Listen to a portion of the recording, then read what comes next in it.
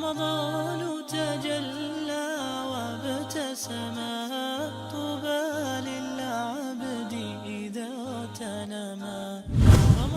If the Prophet ﷺ and the companions prayed qiyam at home and not in the masjid, then why masjids in the Arab countries host jama'ah prayer, that is congregation prayer for qiyam?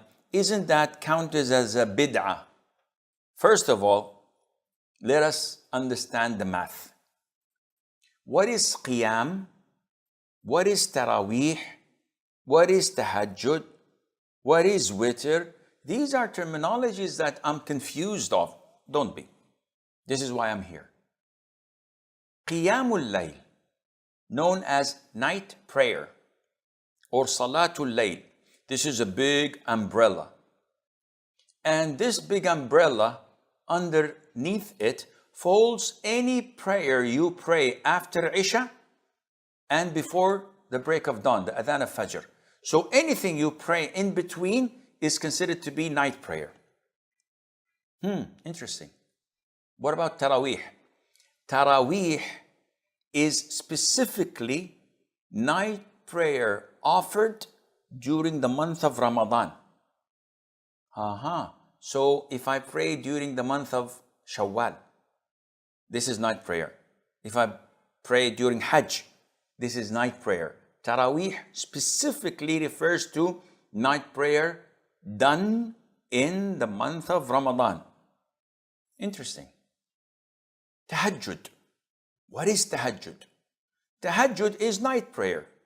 The only difference is that the majority of scholars say that tahajjud has to be preceded by sleeping. So if I pray after Isha at 9 o'clock for 3 hours, is this tahajjud? They said, no, this is night prayer. But if I sleep after Isha for an hour or 5 hours, and then I wake up before the break of dawn, and I pray for an hour, for a half, for 3 hours, for 4 hours, is this tahajjud? Excellent. Why? Because to wake up after sleeping is far difficult than to pray without sleeping. So I'm already awake. It's 10 o'clock, it's 11 o'clock. I'm still fit to go and make wudu and pray. There's no much effort needed.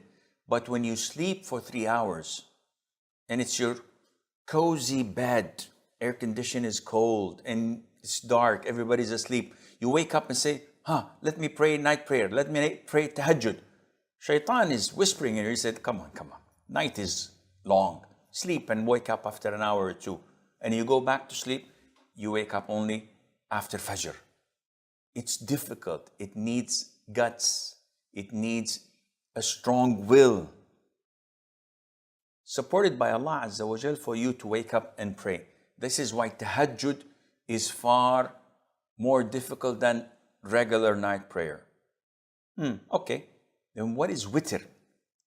Witr in Arabic means odd. So 1 is witr, 3 is witr, 5 is witr, 7 is witr, and so on. But usually it refers to a single rak'ah or 3 rak'ahs, because this was the habit of the Prophet ﷺ, who said night prayer are in twos. 2 offer salam, 2 offer salam, 2 offer salam. And then the Prophet says, if you fear the break of dawn, then conclude this with 1 single rak'ah, which is witr. So the total would be 11 or 21 or 51 or 55, 57, whatever number. It's odd because you've added 1 single rak'ah to the even numbers of rak'ahs prayed earlier. So this is witr. And if you understand all of this, you will understand that the Prophet himself ﷺ offered Taraweeh. We've mentioned this earlier. He prayed 3 or 4 nights, leading the companions in congregation in Ramadan. Then he stopped. But he continued to pray the whole night in the last 10 nights of Ramadan. And this is why in the Arab world, as you referred, the Muslims pray the first 20 nights in Taraweeh. When the last 10 nights enter, they would increase the pace and put it in high gear so that their ibadah, their forms of worship would be increased.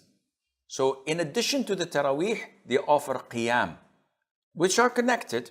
There's no problem in having a gap in between them where people would go and eat or have a good night's sleep and come back to conclude it with qiyam al-layl, which is known as well as tahajjud. This is not a problem and it's not a bid'ah, inshaAllah.